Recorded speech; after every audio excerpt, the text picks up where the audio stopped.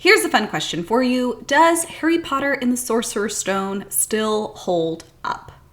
And I say this as a parent who just finished reading Harry Potter and the Sorcerer's Stone to my daughter. Not this version, this was mine. It's the illustrated edition. As soon as this got published, I was like, heck yes, I am buying that for my kids. We are reading this version and it's going to be so much fun. And it is a beautiful edition. I do think children like illustrations. It's a little unwieldy, if I'm being honest. It's not the easiest thing to work with as far as like holding it and reading. It's kind of like on the floor and you're kind of crouched over it. So if you're looking to actually read to your child, probably just the typical hardback or a paperback is the way to go. And as far as the child review of it, my daughter loved it. She is 7. And then for the 4-year-old boy perspective, he liked it. He kind of wandered in and out. I think he got the gist of the plot. I think we're going to get through the Chamber of Secrets, which we're like 4 chapters into that right now. And then we will pause on all Potter because I think 3 through 4 are a little much for a 7-year-old or an 8-year-old. We might be reading Harry Potter 1 and 2 until she's like 9. Yeah, that sounds about right.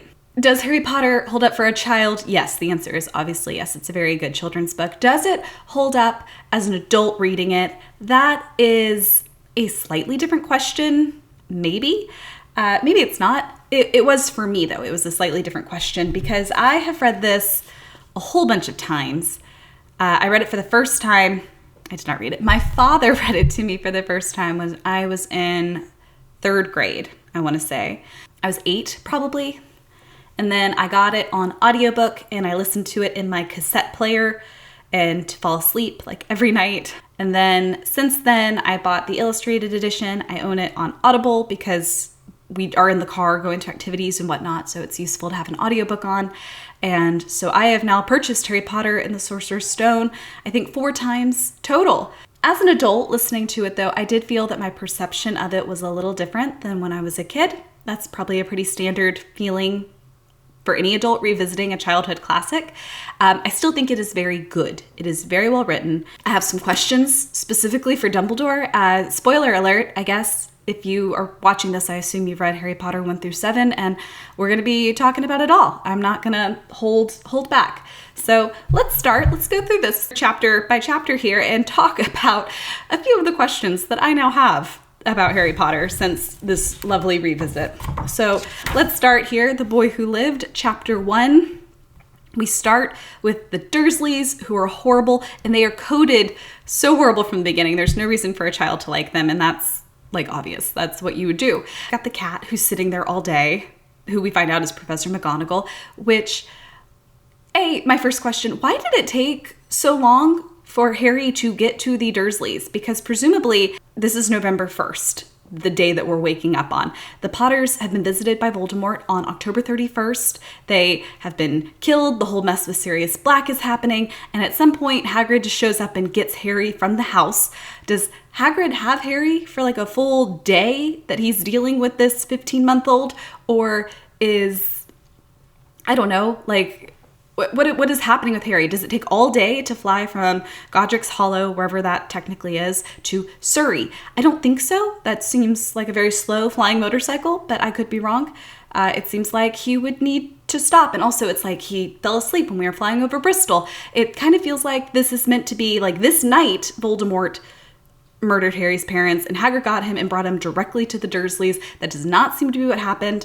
I'm a little confused on the timeline. Next, McGonagall expresses some very relevant concerns that these are not good muggles and not good people to be raising Harry. Dumbledore just steams right past those and he's like, they're family, they're what he's got. And conveniently, Sirius Black is now going to Azkaban with no trial. I guess we are to assume that Dumbledore does not know that Sirius Black was not the secret keeper. We're gonna operate in good faith that Sirius, like Dumbledore doesn't know this, but also, we're a little confused about the no trial because this seems like a confirmable thing that could have happened, that maybe somebody would have, I don't know, used Veritaserum, the truth serum stuff on Sirius and been like, hey, were you the Potter's secret keeper? And Sirius would have been like, no. And then Sirius could have been Harry's guardian. That does not happen.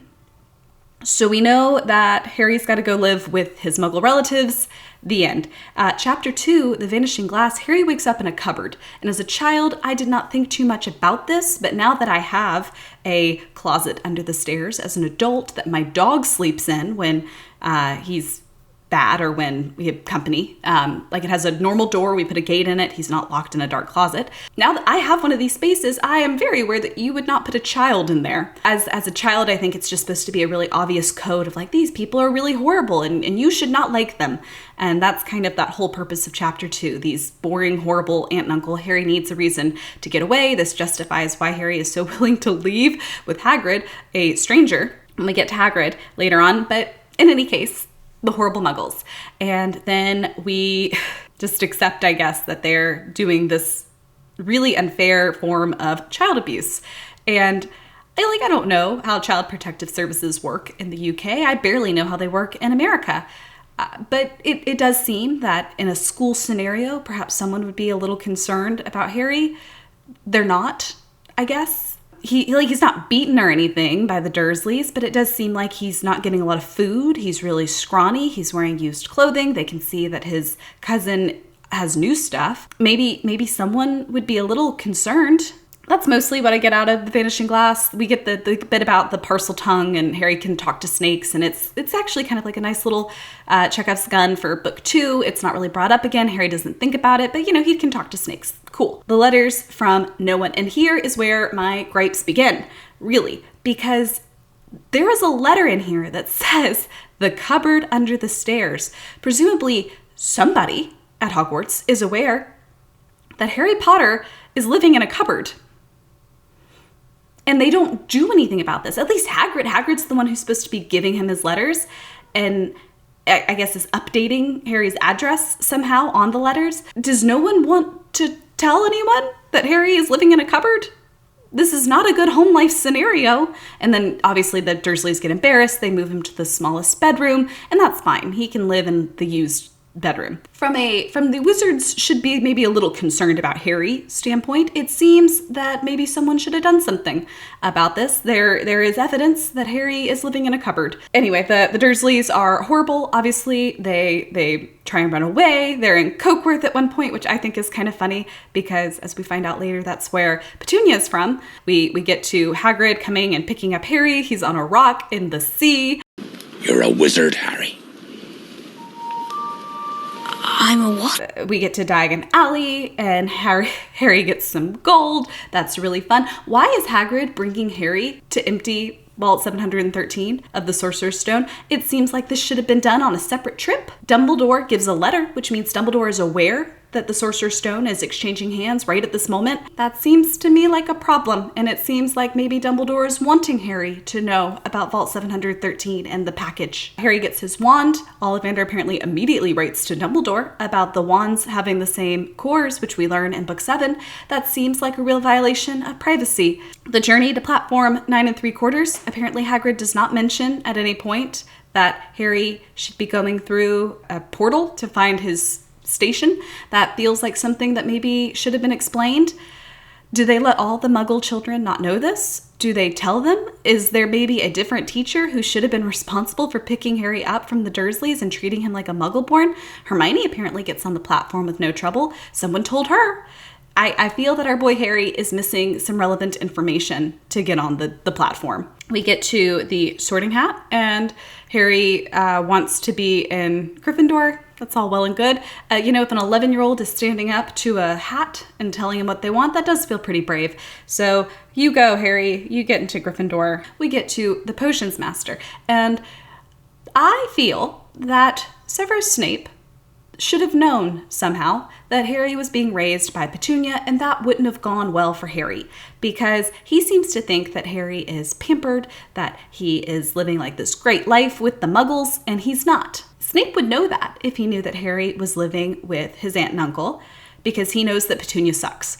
And in this scenario, he doesn't get to know, and he hates Harry, and he thinks that he's like spoiled Or he just sees his father and none of his mother. Fun fact that the first question that Snape asks Harry is coded in flower language as "I dearly regret the death of Lily." Isn't that fun? Chapter 9, the Midnight Duel. I have some questions here too, because Harry gets put on a Quidditch team without any tryouts. That's well and good. He gets a Nimbus 2000. Who has paid for this? Did this money come out of Harry's vault? Did McGonagall pay for it? Did the school? Who owns Harry's Nimbus 2000? That is what I would like to know.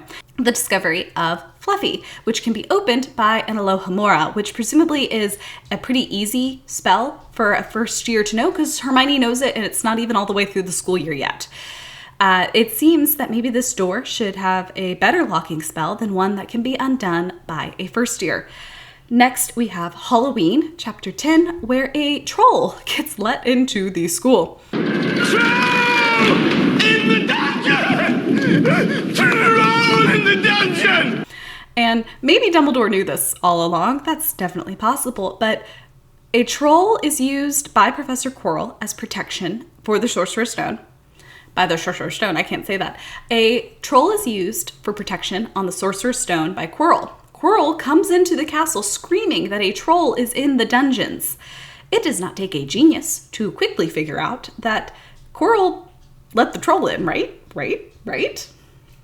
So are we to assume that through this whole book, Professor Snape and Dumbledore are equally aware that Quirrell is the bad guy trying to steal the stone, and that, I mean, do they know? Do they know that Voldemort is on the back of Quirrell's head? That's what I want to know. Are they really are just going to let Voldemort be around school children, or somebody that is trying to steal an artifact for Voldemort around school children?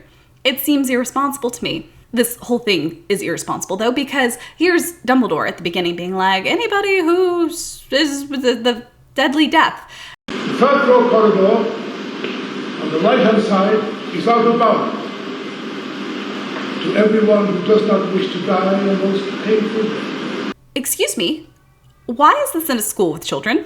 Why are you storing this here, Dumbledore? You should not be storing this. If the end conclusion is that you destroy the Sorcerer's Stone, why was this not the conclusion that was made a year prior? Why not just destroy the stone then if you're that worried about Voldemort getting it? Is it because, for whatever reason, you have decided to set a trap for Voldemort in your school for children?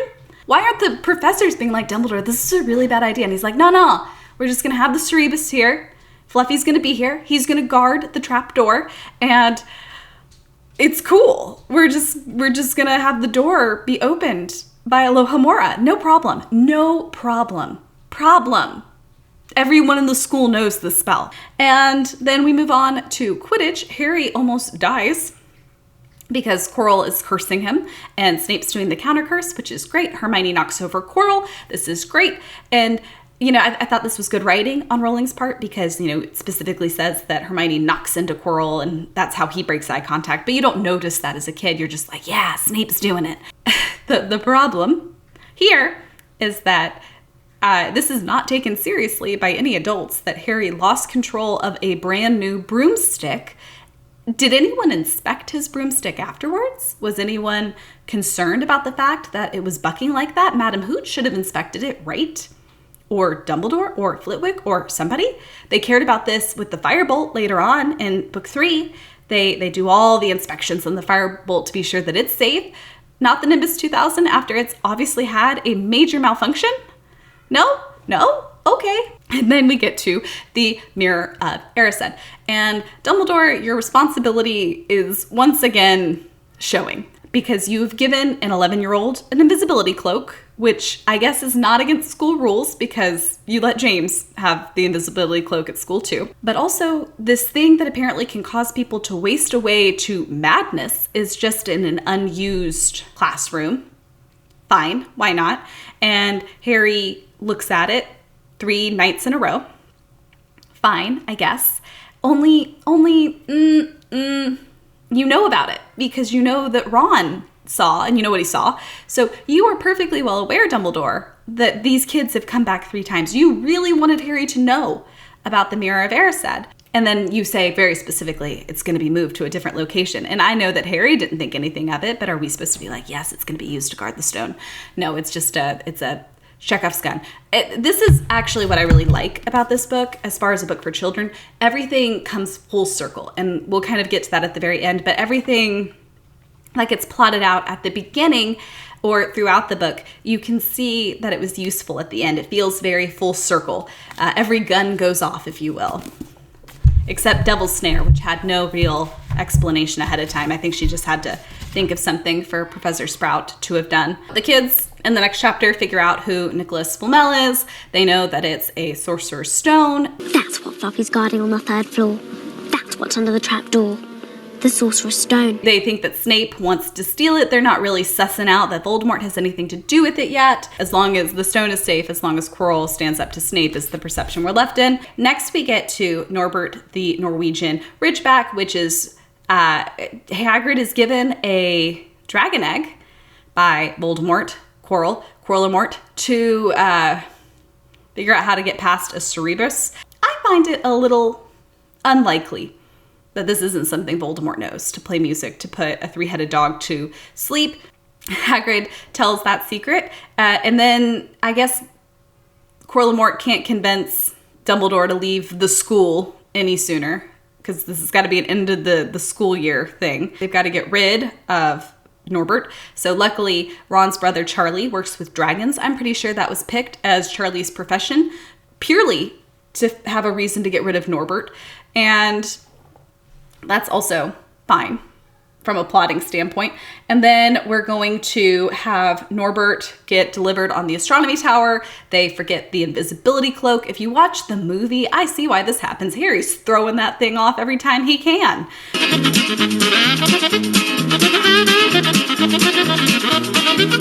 So obviously they forget the invisibility cloak. Harry gets a bunch of points knocked off. He's really upset. He feels hated.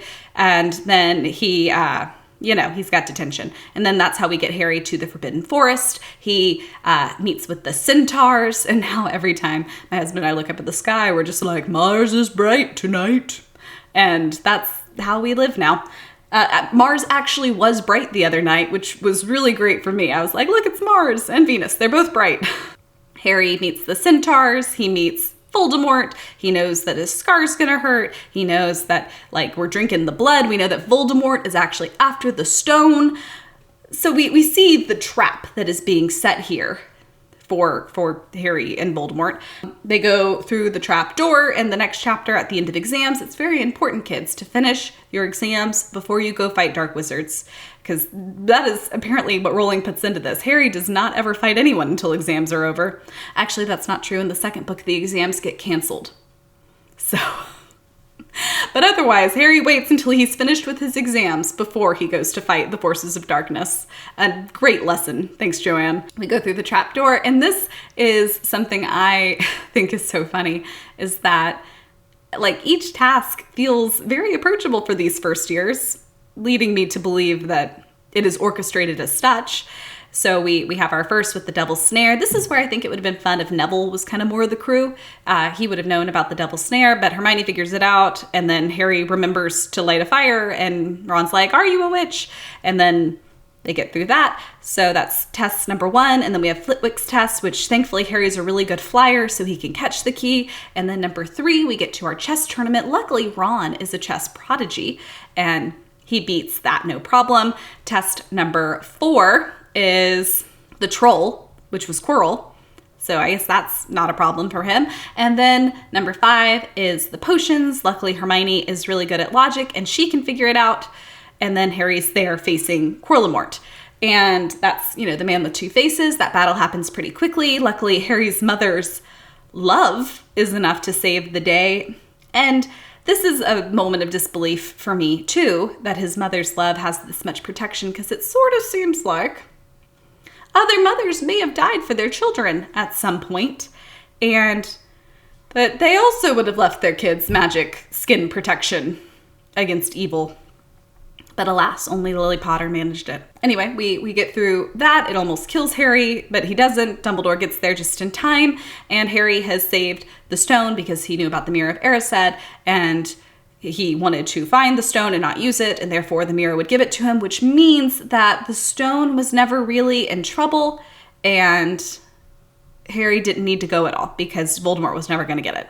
Also, Harry may now have a kill count, so that's great. Dumbledore gives some explanations. We're walking around the prophecy and not bringing that up. Ron and Hermione are like, it almost seems like Dumbledore let you do this. And he's like, yeah, I think he was giving me the opportunity to prove myself, which, hold the phone. It does seem like that, Harry, and that's not a good thing. You are a child.